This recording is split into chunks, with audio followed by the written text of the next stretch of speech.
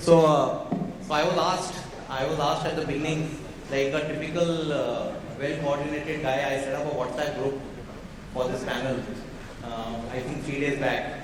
And there was no activity on it for 2 days, which basically meant that nobody had read that there was a group also that they were part. And then yesterday evening onward, I started getting calls and messages. Ki, "Bhai, kya puchoge?" So, and I think the best answer came because it's like a clash. So it's more of a clash of what is the erstwhile startup, which is the HDFC ecosystem. Because the HDFC for the uninitiated is actually a first generation company. And in about 47 odd years, it has created close to, I'm bad at this lakh crore to $1 billion, but close to $200 billion of market cap as a group, which has stockbroking run by Dheeraj, life insurance, Vibha, Navneet on the asset management side, Anuj on the general insurance side, and Parag obviously representing a big portion of the bank. But the bank I think started in 1995, 2000, asset management 2000, 2008, 2000 and 2016, which is HDFC Capital. We could not get, sorry sir to belabor the point about compliance, but we could not get one more group company because they recently filed for an IPO. So the CEO said that I cannot be on a stage for any public comments. But the point is, enough and more happening. And as one said that in the comments that it's more about disrupting the disruptors, which is, I Dheeraj said that the new theme, which is the startups, which are the disruptors, how are the established guys disrupting the so-called disruptors? And that I really liked, and I kind of put the questions in a backdrop. And I said, let me put that as a context of how established businesses, firms, financial institutions are actually going about the business despite what we would say is a very dynamic ecosystem, whether it is on the technology front or so on and so forth, and how various businesses are actually covering that. So let me start with you, Dheeraj. You are on the initiative because you are the one who coined this phrase of disrupting the disruptors. So, in your ecosystem of broking, obviously it's like discount broking, new companies, $1 billion. So how are you coping with it as HDFC Securities? Thank you for having me here. I think our industry, stockbroking space, have been royally disrupted in last 10, 12 years. That too particularly by tech-led discount brokers. So first it was just about the pricing, technology, then about disruptions coming in from even the regulators, and regulators are rightfully on overdrive to make it right, disrupt the entire industries to make it more and more consumer friendly. I think it's good for the industry at large when you see that many new players come. They work on a solution that actually expand the market big time, whether it is signing up, onboarding, engaging, or serving them on an ongoing basis. So that's where we've seen the emergence of many new players, and we were there, we were already servicing the ecosystem, but when these new players came, they could able to disrupt, they could able to, they were agile, nimble, and they could able to add significant value. We probably were watching it for some time, and then we realized that this is the wave, and that's how we started to work on different themes to and start disrupting the disruptors. That's where we are. We believe that it's our turn to now disrupt the disruptors by coming out with the differentiated propositions. I strongly believe that the propositions are the key drivers, and that's where we launched last year HDFC Sky, a discount breaking platform, and very recently in last week only we launched HDFC True, which is the registered investment advisory entity, which is going to be vertical, which is going to serve the 50 crore plus ultra HNI customer through the advisory ecosystem. So it's about coming out with a differentiated proposition and coming out with the right solution and disrupt the disruptors. No, that's nice. And just for the record, it was personally a big revelation. I was preparing for this. Different group companies have their own set of ecosystems as far as customers concerned, and it's actually a case point that I think security has something like 10 million customers. So we have about 5.5 million customers. So Viva, life insurance, digital insurance. They say life insurance is probably the toughest thing to sell, and probably the thing. So what are your views on what is happening in your industry, and what is HDFC Life doing about it? So I remember about maybe a decade ago, it was like doomsday to say there are going to be new age disruptors, and it's going to be curtains for the bricks and mortar the way we were back in time. And that was a wake-up call. And today I can say that no part of our business, none whatsoever, is not deeply digital. So it's become a hybrid model wherein life insurance, you're right, that does require some level of advisory model, but all the back end as well as a lot of furious paddling beneath the surface, which the customer doesn't have to necessarily see but just experience, all of that is on digital, and I'll explain in 4 different buckets. One is customer onboarding. So how do you make it frictionless, and all the India stack that you mentioned clearly is helping. So that is one. Number 2 is in terms of servicing. So even before the customer thinks that they have a problem, how do you know that the customer is likely to come to you with a problem?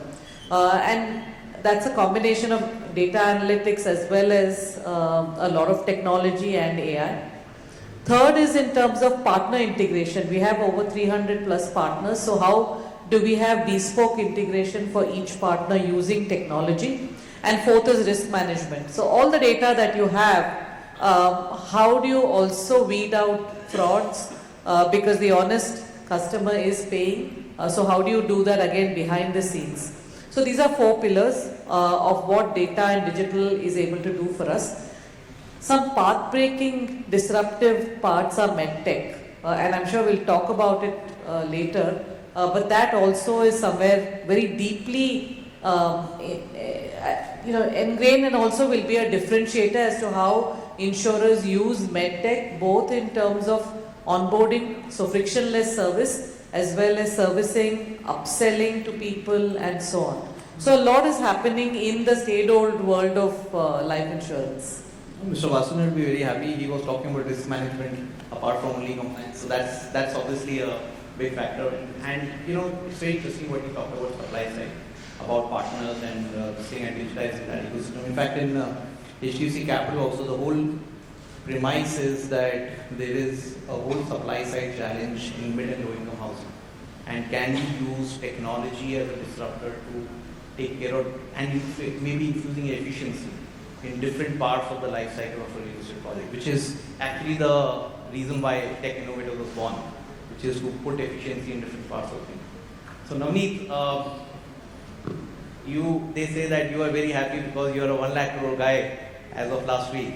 So what role do you think has digital got to play with that 1 lakh crore? Or it's only just a lot of hard work?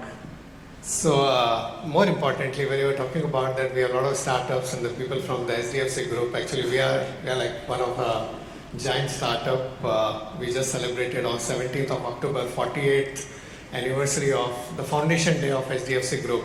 And after 48 years, I think all of us feel like being in a startup, right? In last 1 year or so, our SIP book has gone up by 50%. You feel like a startup, right? I mean, industry used to do, Mr. Vasudevan, every word was so encouraging, sir, right from the numbers that you started talking about, the e-mandates per month to the co-creation, collaboration, partnerships, encouraging the whole startup ecosystem to risk management, to compliance, tokenization, every single thing was so encouraging. But look at our industry. We used to do like 1.5 lakh SIPs a month 10, 12 years back, right, Dheeraj? And today we do like 60, 70 lakhs a month. The scale has changed completely. I mean, we have got more customers in the last 2 years than what we got in the first 22 years of our existence. This is a pace at which industry is growing, but still we are only 50 million. One of the big movement for India, I mean, I always say that 1947 was political independence, 91 in many ways was economic independence, 2014 was like financially, right, where a billion people through Jan Dhan Yojana got integrated into the mainstream financial system. Maybe 2021-22, of course, this is not like a Jan Dhan Yojana, but we call it internally is a Jan Nivesh movement. That over the next several years, building on the India stack, that you've got the whole Jam Trinity and then the whole ecosystem, whether it's the eKYC, UPI, AutoPay, eSign, all of that, DigiLocker and all of that. Building on that, can we create the next movement in India where billion people are converting their savings into the investments, and that's where we are using the whole, many of the startup ecosystems, some of them may be here or not there, but we use them very, very actively. Our relationship with the startups is multi-layered. As a group, we just ventured into private equity and venture capital as a fund of fund, where apart from investing directly into private equity and venture capital, who in turn will have investments in the startups, we also have a 20% sleeve for directly investing and looking at some of those investments. In the public market, which is very interesting, the pace at which India's the whole public market is growing and providing an exit to the PE and the VC investors and providing that capital which wasn't available till a few years back from the domestic markets to the startups. I think that's a very, very significant change. In fact, I would love to talk a little bit more about that later on, how it has changed the landscape in India for the innovation. And of course, I think internally, just echoing what Vibha and Dheeraj mentioned earlier, I think ensuring that how do we go to the next level of Bharat.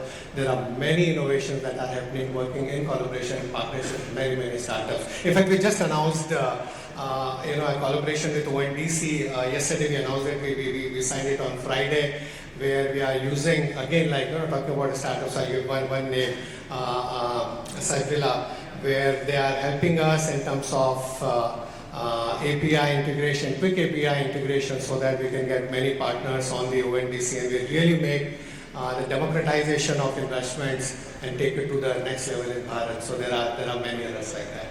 No, it's funny.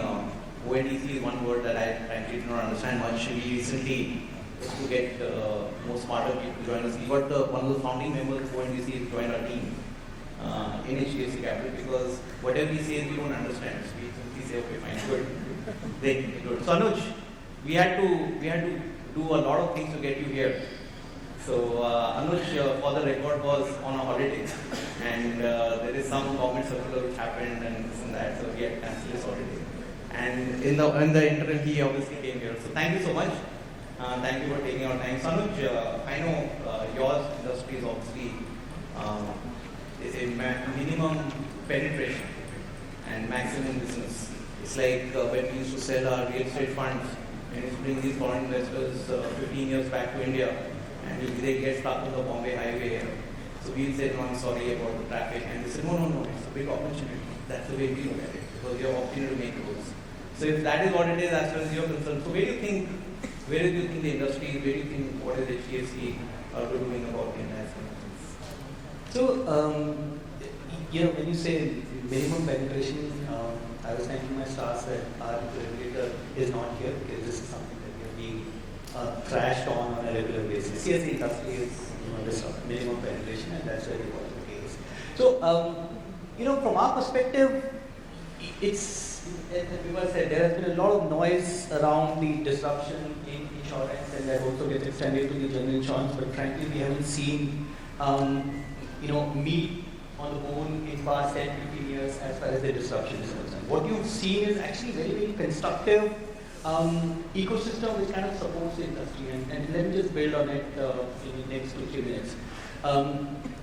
We haven't seen what we've seen in these 10-15 years. We've seen alternate distribution channels getting developed, which still doesn't threaten the insurance companies, right? You could always coexist with these alternate channels. You could always work with these channels. You have seen processes and technology which makes things very easy for a high transaction industry like general insurance. We are an extremely high transaction industry as compared to at least life insurance, right? So what you have seen around in these 10, 15 years is evolving technology, which you can bring into your own ecosystem and enhance the customer experience. Bring in your efficiencies, bring up your efficiencies. So what we started doing was okay, let me narrate a story. So, out of interest, I started, along with my colleagues, I started interacting with some very successful startup entrepreneurs. So, the idea was to tell them about the insurance industry. And once, one, very successful entrepreneur told me that you guys can't innovate because you're a big conventional elephant. We are close to 20,000 crore company by the insurance standards. We're a big company. And then pierced me like 1,000 needles here. Right? He's looking at me through a lens. I think I can innovate. I think I'm technologically very evolved. But he's looking at me as an elephant who can't walk. And I said, this elephant will now dance. So we created internally in the system a set of group. And their only mandate was to think like disruptors. So see what a typical disruptor outside the ecosystem will do. And let's see if we can bring it on. As a result, today I work with the best of the technology and platform companies. They are my distributors because I invested heavily into my core system and my digital capabilities, so I can speak the language that they understand. I'm not exaggerating. We can technically integrate with them on a daily basis, right? So that's the language they understand. We invested heavily into, so we kind of democratized the operating environment for startups in our organization. Anybody who's a startup, anybody who's doing something which is of interest to us, you're free to come and test it on us. You're free to come and work with us. The result is, and I can name, there's a company called Campcom, which was investing in, the digital, the image-based loss assessment for motor cars.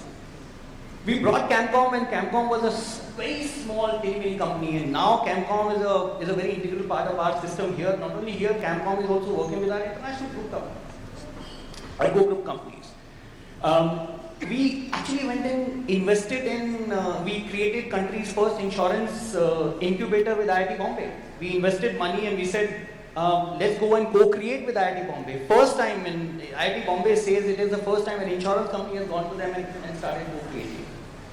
So we started doing on processes, on distribution. Then we said, let's also look at, and then, one more minute, we said, let's also look at, can somebody tomorrow come and disrupt the industry by saying, I will not only look at selling insurance, I will not only look at settling claims, I will look at acquiring the mindshare of customers. Right? So what if an insurance company, a general insurance company tomorrow comes and says, I will give you not only home insurance, but I will also create an ecosystem of maintaining your home needs around it. I will not only give you health insurance, I will create an ecosystem where all your wellness and health needs will be met. And we created here, which is country's first insurance-led ecosystem. And you download here, let me also do a bit of marketing, everybody should download here by HDFC Ergo. It speaks to you, it doesn't sell you insurance. It will tell you the best possibly neurosurgeon in Bombay, it will tell you how to lose weight, how to check your BMI, do yoga. In a year's time, you have 6.3, 6.4 million here users. And I'm not selling insurance. So my point is, internally in the system, if this group, and all of us are doing it individually and also collectively, when we start thinking like the disruptors, frankly, this group doesn't need to worry about the disruption in our businesses. And that's what all of us are doing. No, that losing weight fell apart, that kind of resonated with me. So maybe I'll get some discount and... Thank you. So Parag, coming to you, it was a revelation for me personally that cards comes as a subset of payments, what you were talking about, and you handle a whole series of activities with payments and liabilities and so on and so forth. And obviously, they say boring is a good thing to do, and the more boring banking is, the better banker you are. So in this so-called boring as an objective, where does technology fit in? Okay, well, I talk specific to digitization. It's been a very interesting journey for all of us. My colleagues are here, and they can sort of listen to that. Started approximately 10, 12 years back with very well talked about visit of Mr. Puri to the valley, came back, we started talking, saying that, hey, all these guys, they're doing so many new things, but they're riding on top of our network.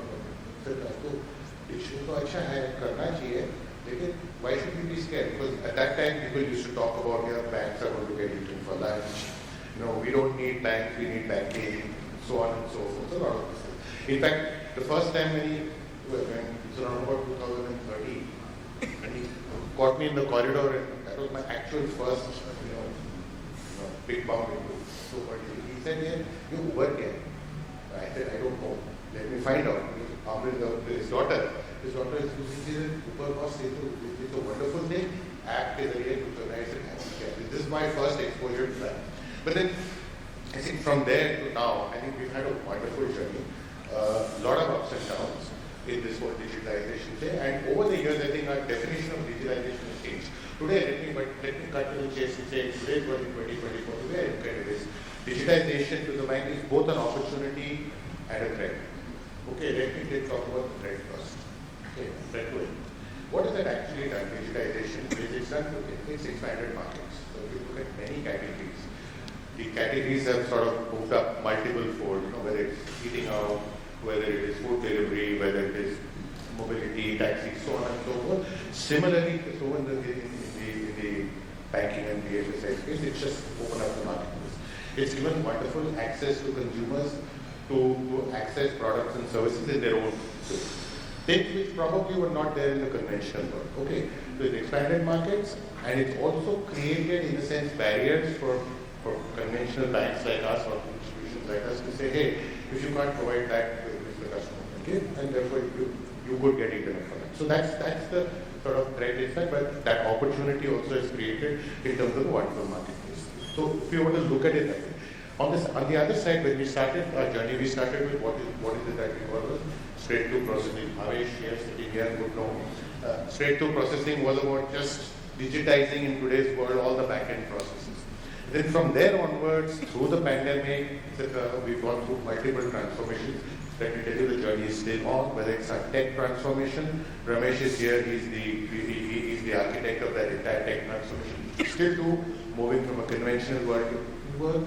Okay, looking at people, getting the kind of people who have a digital mindset, looking at our products and say, are we ready for that kind of thing? Looking at our processes and doing entire process re-engineering, building our entire infrastructure of saying that how can you coexist from an existing large bank, you can coexist with the digital ecosystem. I think it's been a wonderful journey.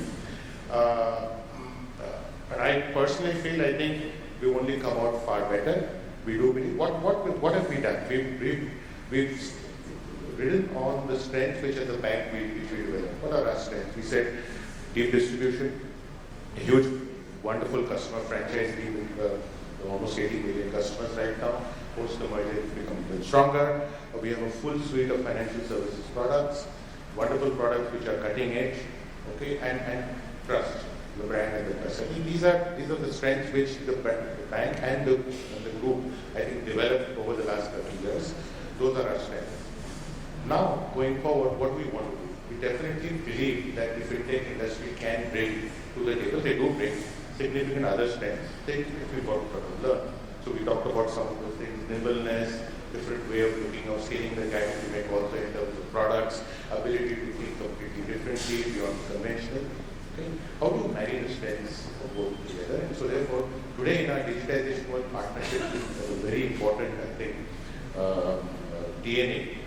And this is just one more example of some of the partnerships we've done. We only encourage that kind of partnership. So digital for us is, like I said, was a threat. We attempted to learn how to convert that into an opportunity, and now partnerships is the way forward. Thank you. I think it's amazing because payments is something which is as disrupted as it can be, and I know there's enough and more that is happening. So Dheeraj, you were threatening that how can I be nasty? So let me put it this way. Let me ask you some. Let's put it this way. We are kind of a little late on time. We are not, as an organization in HDFC Capital, home for our 10th of timing. So I will stick to some maybe just quick 2 questions for the panel, which is probably more of a one word. But GTM becomes a very, very important factor for any startup.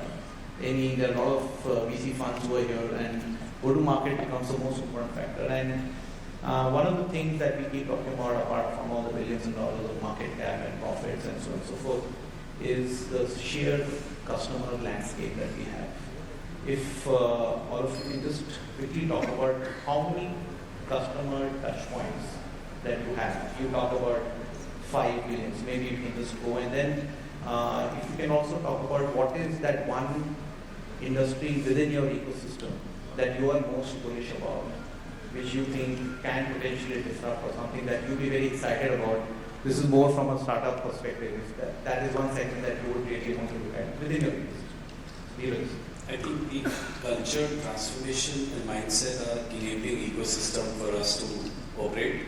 P2C, platform to consumer companies, are the companies that are, driving the significant innovation and disruptions.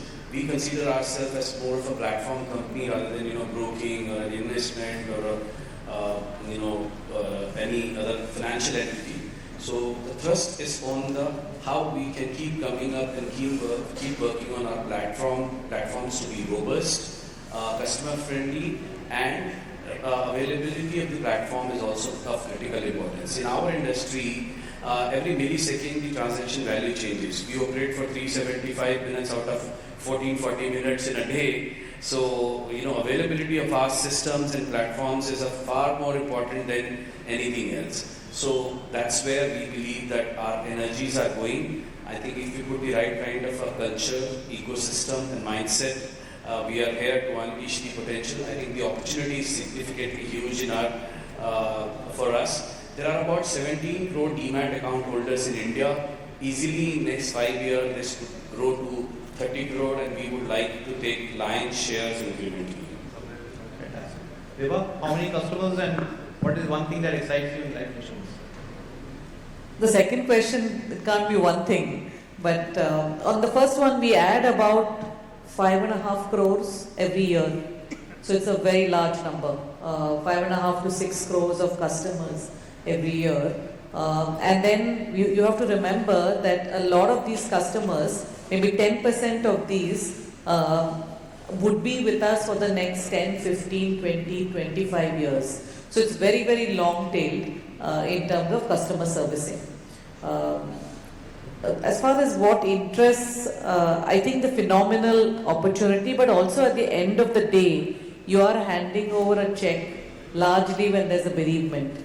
So protecting one's family, and the fact that if you don't have life insurance and health insurance, that whatever else you do, this can set you back by at least one generation. And the realization that the need for it. So while there's a lot of hoopla about, some regulatory changes, tax changes, when you just cut to the chase, the need for life insurance is overwhelming, and it is vast. We've just, just scratched the surface. And last quarter we just reached 11% in terms of overall market share of including LIC. So this is just the beginning, from being probably 1/4 of that market share about 15 years ago to double-digit market share. So, abhi Delhi dur hai. That's our plan. Navneet. Our industry just crossed 5 crore unique customers at the PAN level, so we have a long way to go. In fact, the number was just less than 1 crore or so when we did the cleaning of the data in 2019 as an industry at the PAN level. So we have a long way to go. Just like 5x in the last few years. And incrementally, more than half of the customers are coming from B30. B30, like we all know, top 30 cities. That's where the bigger growth is, and digitization is really, really helping us in a very big way. I just talk about one more thing, which is also, I'm sure, relevant for Vipa and Anuj also, that on one side, the digital player, the FinTechs have really helped us in the exponential growth in the industry. More than half the new SIPs come from the FinTechs, which are like non-existent. They did 400,000 new SIPs in 2020. They did 3.6 million in 21. They did 8.5 or so billion in 22, and this year multiples of that. So it's been an exponential growth. At the same time, given the nature of the country, I think both will exist. The distributors who are like the mutual fund distributors, mom and pop shop, or the aggregators who work with tens of thousands. So another interesting thing we are doing is that the whole business will, earlier, a few years back, our business was pure B2B. But over a period of time, like we are adding more direct customers, but also it will become B2B2C. And we are helping tens of thousands of those distributors. And in fact, we will have hundreds of thousands of the distributors or agents, whatever you call them, in terms of how do we really upgrade them and work as a real partner and using, let's say, a lot of ecosystems. So one of the product we have, along with one FinTech partner, is what we call a Connect app, where we create a digital office for these 1%, 2% distributor and ensure that we co-create the content, we publish it on their behalf, get the insights back, which we help them in growing their business. And there are many things like that we are doing. I just had one point of what, just taking from what Parag mentioned earlier, that what will disrupt us and can be.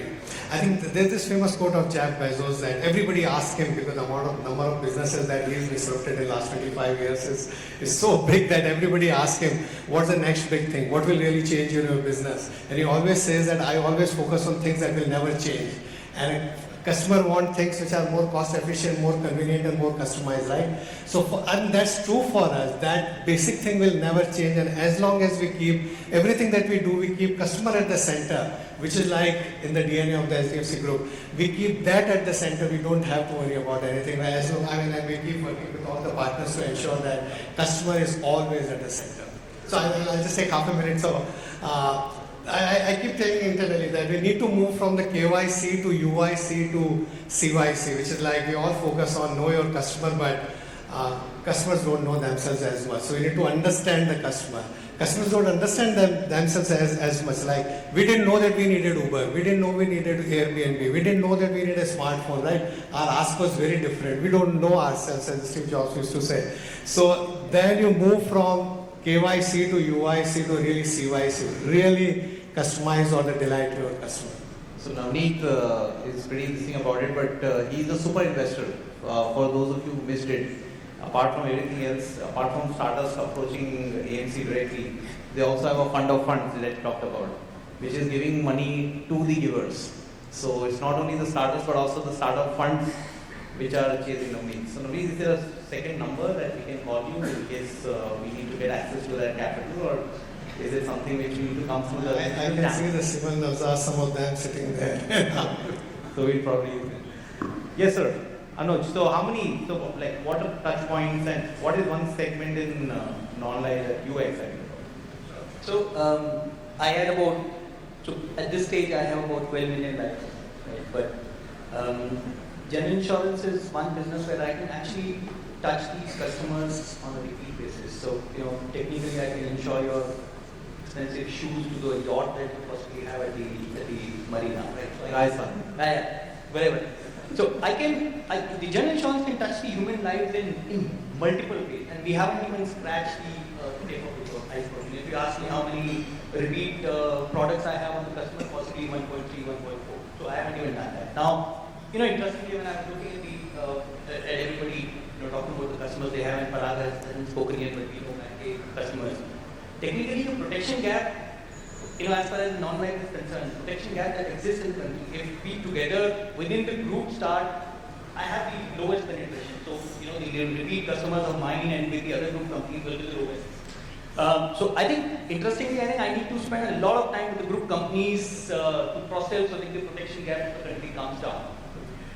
To answer the second question, what is the, so I think I would again say, as far as the general insurance industry is concerned, I wouldn't use the word disruption, right? I would actually use the word probably reformation or transformation or whatever you call it. Now, very interestingly, you see, there is a revolution in the entire distribution landscape of the general insurance industry. And guess what? It hasn't come from neither the tech industry nor from the insurance company. It actually came from the regulator, right? So in the times to come, when the Bima Trinity is in its full bloom, you will see the entire distribution landscape changing. So you have these women Bima Vahak across the country who will be going with their smartphones and selling low ticket insurance and giving the policy to the customers there and then at a very, very affordable price. So for me, that is a perfect example of what technology can do. On one hand, you are creating, employment to the, and we don't expect them to be, even if they are 10th pass, they're okay with that. The regulator is okay with that. So suddenly you have created employment to, a cohort of the population which would never be employed, and the insurance selling is right at your doorstep. So I don't daydream what will be the disruption that I want to see. I'm seeing it in front of me. The moment Bima Trinity is launched, which is a matter of time, I think we will see the entire distribution landscape of the country change. It's not going to come from the Google or the Amazons of the world. It's going to come from our villages, and our women will be selling insurance at the doorsteps. So how many touch points have you got? Oh, well, if I count all our businesses put together, we've actually got millions of touch points. Just to tell you that, our merchant business, we've got 5 million touch points. So 5 million touch points. Every merchant where you swipe a card is a touch point for the customer. So, but that aside, let me try to pivot your question slightly differently and also try to dovetail it into today's theme. Okay, so we've got 80 plus million odd customers in the bank. We acquire close to about anywhere between 12 to 15 million unique customers across assets, liabilities, payments, so on, so every year. Okay, and so that journey, that will go on. But let me tell you, I think one of the biggest, not just the bank, but even all the group companies, I think the conventional sense, we've all done well and we continue to do well. We've all done well. But if I were to look at the future and this theme of digital and digitization, I think one of the biggest threats which I see is DPI. For one simple reason. DPI has made a level playing field for anyone and everyone to come up to a level, address this setup. You can talk to the 80 million customers or the base customers to DPI, offer a good product. Okay, and that, if you call disruption, okay, it also expanded the market, so created a great opportunity. So the opportunity or the digitization bonus on us is that we've got to reimagine all our products and look for the future. We've got to reimagine our backend to be able to ensure that kind of delivery. We've got to reimagine our customer service and say that when customers require that kind of one-time servicing, we've got to reimagine all of that. Most importantly, and I say this on behalf of my boss because we want to meet our shareholders also, we've got to reimagine our entire business model because the business model of future is going to be lean, mean, large scale, good unit margins, and digitization is actually going to help us on that. So I just leave it at that. Great. It brings me to the last question. So, we have Aditya here. He heads the Asia business for ADIA, which is one of the largest sovereign funds in the world. I have Roshika here from IFC, who is a country head at IFC. I have Professor Manish Srivastava, who is the professor at MIT. So, a single question, and you cannot give your company as an answer. So, who do you think has an easier job? Any of the people on your left or right, or any of those three? And whose job will you take? One word answer. What do you want to take? Than yours. I think I'm not taking Mr. Vasudevan's name. I would take Rohit's job. Sweet. You take? So Aditya the global sovereign investor, Roshika the development financial investor, the DFI, or Professor Manish Srivastava, who is a professor at MIT on real estate, or any other colleagues on the left. I think I would look forward to be an investor. I want to invest in a lot of new startup companies. So Aditya. Okay. You can take any of their ecosystem. If you think there's a easier, yeah, please give up. I think just my job is good. Okay. Lots unfinished. That was not allowed, but okay.